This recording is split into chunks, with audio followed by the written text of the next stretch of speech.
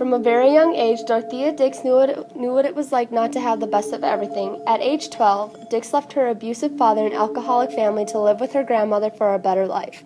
From there, she continued to dedicate her life to the reform and betterment of those who could not help themselves.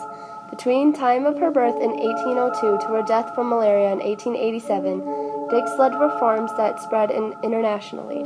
For 20 years of her life, Dorothea Dix worked to improve and give schools and hospitals, reform prisons, and create improved mental asylums. Along with reforms, Dorothea Dix also gave to the education of young women. While living in Boston, Dix founded the Dix Mansion, a school for girls, and a charity school for poor girls to attend for free. Though her health at times became an obstacle, she continued to teach underprivileged girls in their home after his schools were closed and write educational textbooks. Dorothea also became known for her work with nursing when she became superintendent of nursing in the Army, where she organized female nurses and set guidelines and standards to be upheld.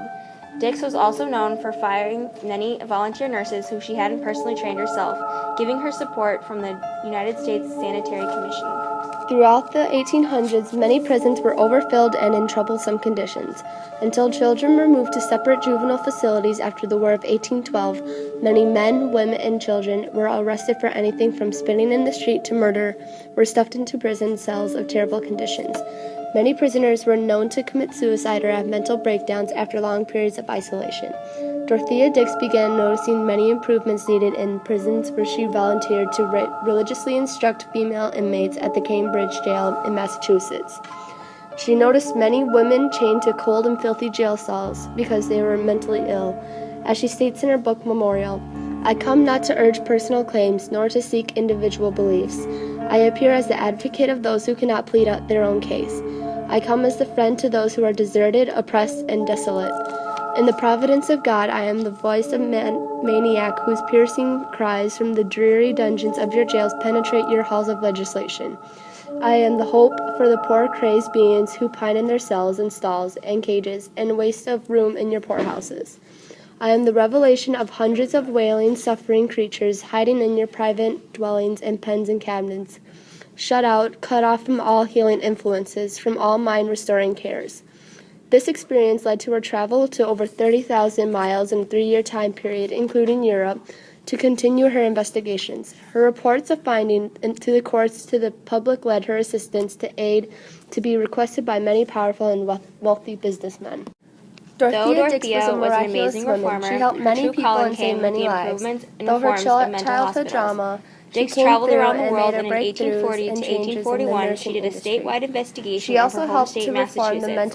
After her findings of many mistreated patients, she continued to travel to Illinois and North Carolina, where she influenced the establishment of Illinois' first state mental hospital and the North Carolina State Mental Society. However, all of Dorothea Dix's work led to the Bill for the Benefit of the Indigenous Insane, which set aside the proceeds of 12,250,000 acres of federal land to be given to distribute to states to build and maintain asylums, $10 million for the benefit of the insane and reminder of the blind, deaf, and dumb.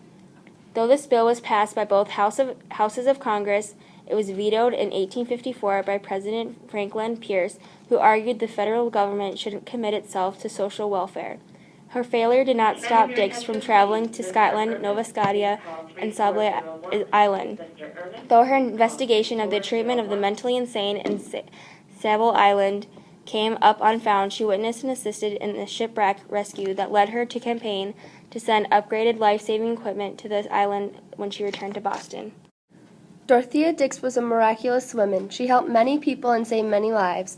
Though her childhood drama, she came through and made her breakthroughs and changes in the nursing industry. She also helped to reform the mental asylums and treatment. She influenced changes in North Carolina. She worked towards the Bill of the Benefit, which didn't pass. She wrote books and transformed in the mental treatment and facilities. Her work throughout her life has brought tremendous benefit changes around the world.